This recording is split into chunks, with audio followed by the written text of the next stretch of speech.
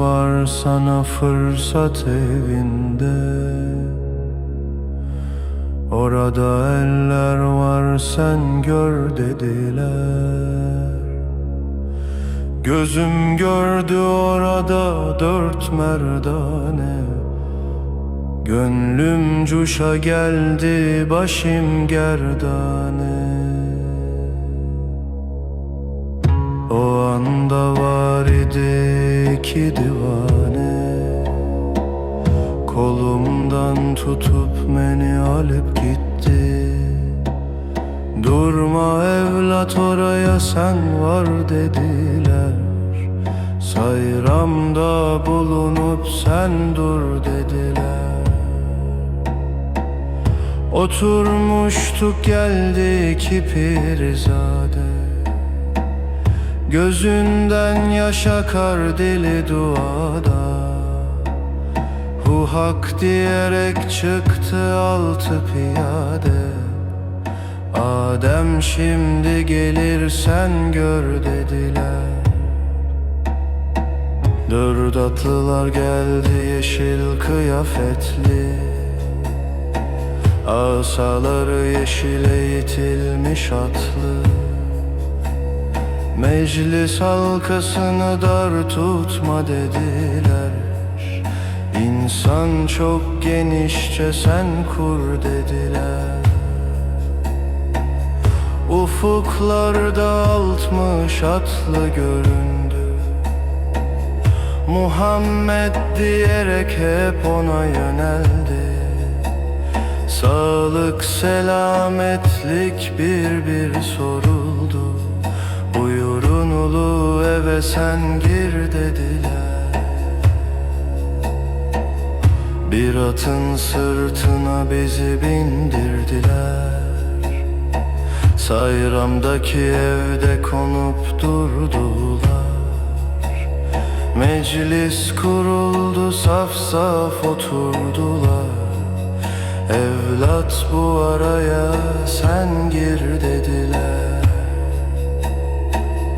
Ali'dir dediler tuttu destimden. Hasır döşeğimi aldı altından. Bir nur döküldü bilmedim üstümden. Gelmiş bir devrandır sen sür dediler. Haydar'a sordum hepsini ad bead. Hazreti Peygamber dediler sen bil. Eslim Hoca Baba Zürriyat dediler. Veysel Kara nedir sen bil dediler. Bahaeddin Erdir Zengi Baba Namdar. Birbirine destek dört çar yar olar. Maksadın dile de sen al dediler. Bu yol sana açık sen var dediler. Şeyhler dua eyledi hep birden.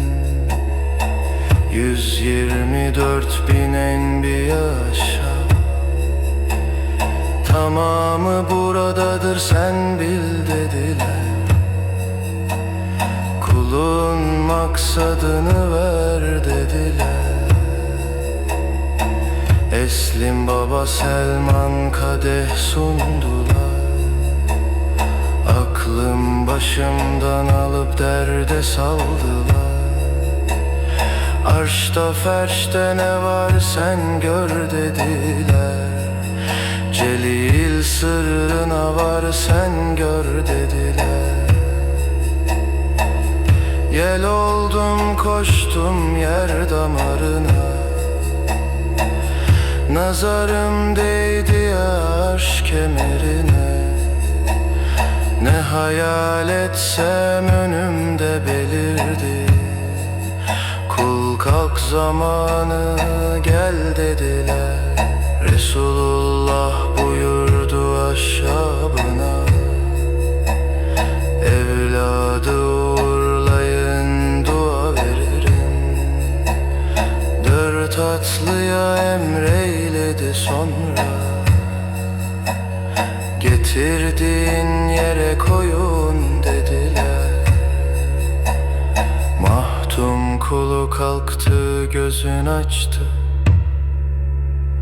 Nice fikirler aklından geçti.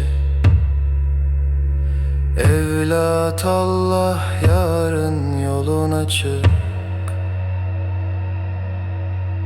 Durma evlat oraya, sen var dediler.